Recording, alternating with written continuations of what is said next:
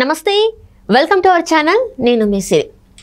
కొడాలి నాని గారి నామినేషన్ అయితే ఇప్పుడు చర్చనీయాంశం అయింది. ఎందుకంటే తన నామినేషన్ అఫిడవిట్లో మాత్రం అంటే తను ప్రభుత్వ ఆఫీస్ని, కార్యాలయాన్ని యూజ్ చేసుకొని కూడా నేను యూజ్ చేసుకోలేదని చెప్పేసి తన నామినేషన్లో దాఖలు చేయడం జరిగింది. అయితే ఇప్పుడు తన ఏదైతే నామినేషన్ ఉందో దాన్ని రద్దు చేయాలని చెప్పేసి రిటర్నింగ్ ఆఫీసర్కి ఫిర్యాదు కూడా చేయడం జరిగింది. మరి ఏం జరగబోతుంది? సో ఈ అంశాన్ని మనకు వివరించడానికి మనతో పాటు ఉన్నారు ప్రముఖ senior journalist doctor Durga Vadlamani గారు. నమస్కారం మేడం. నమస్తే మనం ఇప్పుడు చూస్తుంటే ఈ కొడాలి నాని గారు గత 2 రోజులుగా చూస్తుంటే ఆయన వార్తల్లో చర్చనీయాంశంగా ఉన్నారు.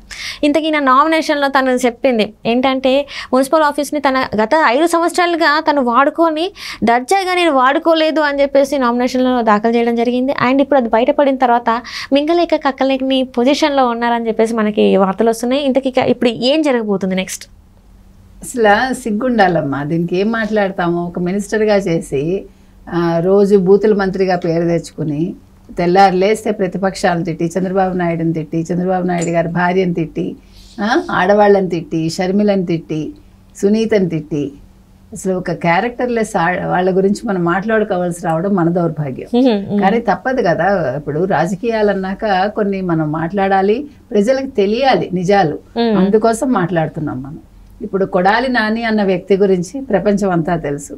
అతను ఎట్లా బిహేవ్ చేస్తాడో, ఎలా మాట్లాడతాడో, ఎలాంటి దందాలు చేస్తాడో అన్నీ తెలుసు. అయితే ఇప్పుడు ఏమైందంటే నిన్న అఫిడవిట్లో ఆయన ఏం చేశారు, నేను ప్రభుత్వ ఆస్తి ఏది వాడుకోలేదు అని మెన్షన్ చేశారు.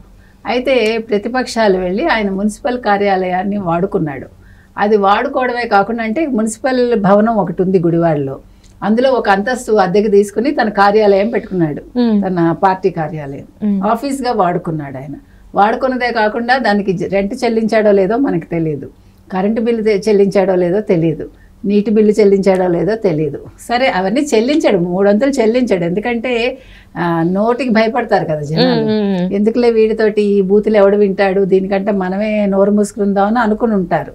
అయితే మొన్న నోటిఫికేషన్ వచ్చాక, ఇప్పుడు ఈ ఎన్నికల కోడ్ వచ్చింది కదా, ఎన్నికల కోడ్ వచ్చాక భవనం వెకేట్ చేయాలి. మొన్న మార్చి 16న మున్సిపల్ అధికారి వెళ్ళి చెప్పాడు ఆయనకి, మీరు వెకేట్ చేయాలి, ఇట్లా ఎన్నికల కోడ్ వచ్చిందంటే వెకేట్ చేశాడు. కానీ నామినేషన్లో అఫిడవిట్లో ఆ విషయాలు మెన్షన్ చేయలేదు. ఇట్లా వాడుకున్నానని, కానీ 4.5 సంవత్సరాలు వాడుకుని బుకాయించాడు, నేను అసలు వాడుకోలేదు ప్రభుత్వ ఆస్తులేవి అని. ఇది ప్రతిపక్షం వెళ్ళి కంప్లైంట్ చేస్తే అక్కడ పద్మావతి అని ఒక రిటర్నింగ్ అధికారి ఉన్నారు. ఆవిడ అసలు పట్టించుకోవాలా, సంతకం పెట్టేసింది నా నామినేషన్ మీద. ఆయన వాడుకున్నాడు, వివరాలు ఇవ్వలేదు అని అంటే, నేను సంతకం పెట్టకముందు మీరు చెప్పాలి అంది ఆవిడ. అంటే ఆవిడ ఎందుకలా చెప్పింది, ఆవిడ ఎందుకు కొడాలి నాని వైపు మాట్లాడింది అని ఆరాధిస్తే, ఆవిడ్ని ఆ ఉద్యోగం అనేది కొడాలి నాని వల్ల వచ్చింది. దానివల్ల ఆవిడ కృతజ్ఞత సూచకంగా ఇతని నామినేషన్ రిజెక్ట్ చేయకపోతే ప్రతిపక్షాలు పట్టుబట్టి ఈ విషయాన్ని పెద్దది చేశాయి. మీడియాలో ఎప్పుడైతే వచ్చిందో కొడాలి నాని ఇప్పుడు వివరణ ఇచ్చుకున్నాడు, నేను వాడుకున్నాను కానీ వసతి గృహంగా వాడుకోలేదు, నేను నా పర్సనల్గా వాడుకోలేదు, ఆఫీస్ కార్యాలయంగా వాడుకున్నాను అని చెప్పాడు. అది కూడా తప్పే కదా. అసలు గవర్నమెంట్ ఆస్తిని ఎలా వాడుకుంటారు? అదే కదా. అంటే అది ఇప్పుడు ఇదేం చెప్తారు, తండ్రి ఎలా ఉంటే పిల్లలు అలా ఉంటారు కదా. సో జగన్మోహన్ రెడ్డి వాడుకుంటున్నాడు కదా. జగన్మోహన్ రెడ్డి మొత్తం ప్రభుత్వ ఆస్తులే కాదు, ప్రజల సొమ్మే కాదు, వాడుకుంటున్నాడు కదా. ఆయన అన్ని ఇళ్ళు మామూలుగా ఇళ్ళ, అవి ప్యాలెస్లు కదా, ఎవడి సొమ్మది? వైజాగ్ రాజధాని అన్నాడు, వైజాగ్ రిషికొండ ఏం చేశాడు ఆయన? సొంతానికి కట్టించుకున్నాడు కదా. ఎవరికైనా అలా ఉంటాయా అసలు? ప్యాలెస్లు ఉంటాయా?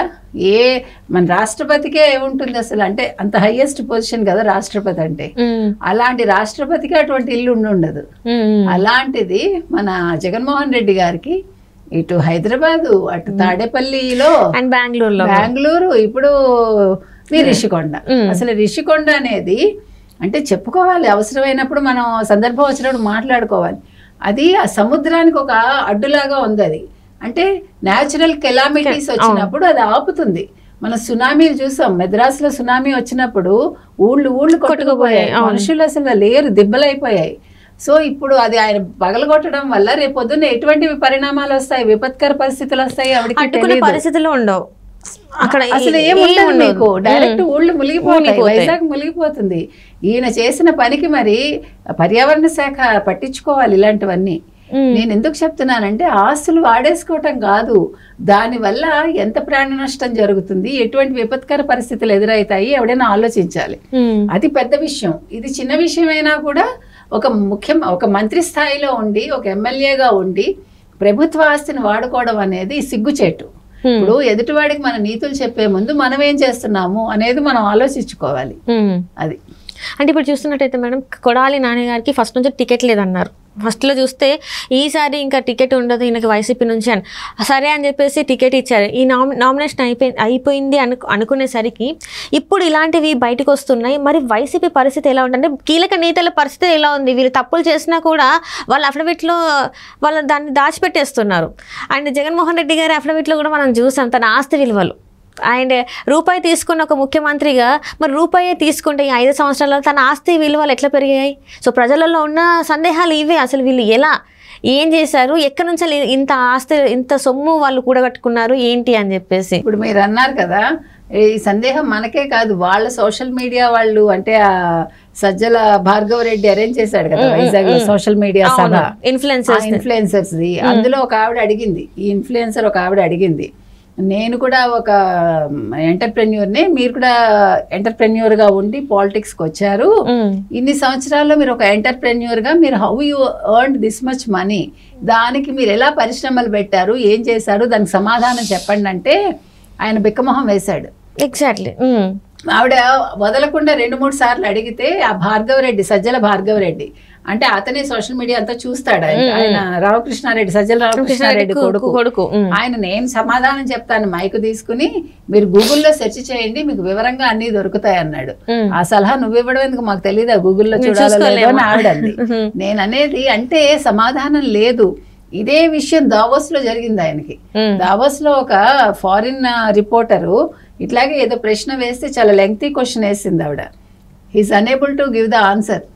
అంటే నేను ఎందుకు చెప్పాల్సి వచ్చిందంటే, ఇది చంద్రబాబు నాయుడు గారు ఇంగ్లీష్ మీద గతంలో కమెంట్ చేశాడు. ఈయనకి ఇంగ్లీష్ ఎంత వచ్చా ఇప్పుడు తేటతెల్లం అయింది కదా 2 సార్లు. అది కూడా ప్రెస్ కాన్ఫరెన్స్ అక్కడ, ఇక్కడేమో సోషల్ ఇన్ఫ్లుయెన్సర్స్ సభలో, ఇక్కడ వీళ్ళు కూడా ఐటీ వాళ్లే కదా.